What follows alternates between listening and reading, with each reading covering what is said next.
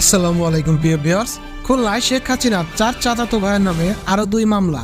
আসামির তালিকায় বিএনপির নেতারাও। আরো থাকছে এশিয়ায় 5 বারের প্রচেষ্টায় জাপানের প্রধানমন্ত্রী হচ্ছেন ইশিবা মঞ্জুরুল হক এবং কসবা আখড়ায় বিএনপি অঙ্গ সংগঠনের 8 নেতাকে বহিষ্কার এবং কসবা আখড়ায় বিএনপির অঙ্গ সংগঠনের 8 নেতাকে বহিষ্কার, 10 জনকে সকোজ।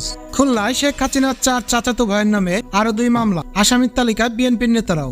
সাবেক প্রধানমন্ত্রী শেখ হাসিনার 4 চাচাতো ভাই, সাবেক সংসদ সদস্য শেখ রুবেল, শেখ বাবু সহ আওয়ামী লীগের বিভিন্ন পর্যায়ে 322 নেতা কর্মীরও ব্যবসায়ের বিরুদ্ধে খুলনায় পৃথক 2টি মামলা হয়েছে। বিএনপির 2 নেতাকে আসামি করা হয়েছে। আজ শুক্রবার নগরের খালিশপুর থানা 13 নম্বর ওয়ার্ড বিএনপির আহ্বায়ক শেখ শাহিনুল ইসলাম ও মহানগর যুবদলের যুগ্ম সম্পাদক শেখ নুরুল ইসলাম বাদী হয়ে মামলা দুটি করেন। বিএনপির 2টি কার্যালয় ভাঙচুর, অগ্নিসংযোগ ও লুটপাটের ঘটনায় মামলা করা হয়। এর মধ্যে একটি মামলায় 182 ও অন্য মামলায় 140 জন আসামির নাম উল্লেখ করা হয়েছে।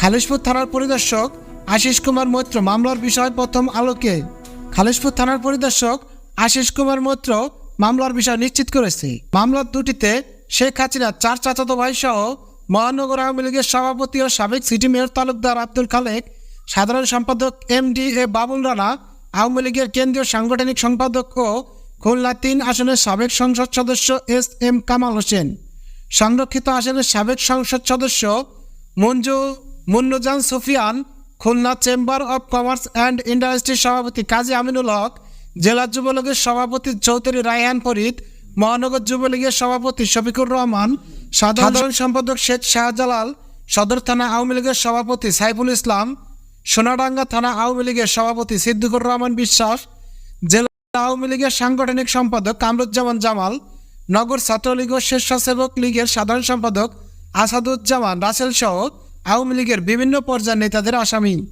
করা হয়েছে।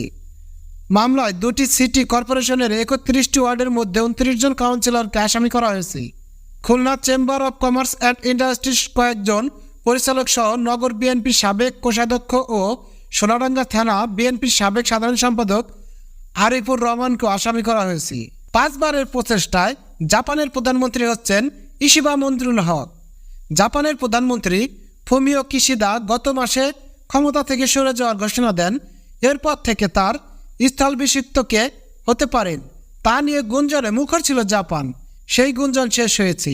ফুমিও কিশিদা উত্তরসূরি নির্বাচিত হয়েছেন ইশিবা শিরোগুর।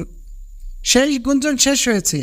ফুমিও কিশিদার উত্তরসূরি নির্বাচিত হয়েছেন ইশিবা শিগেরু। 5 বারের প্রচেষ্টার পর লিবারেল ডেমোক্রেটিক পার্টির LDP প্রধান নির্বাচিত হয়েছেন তিনি।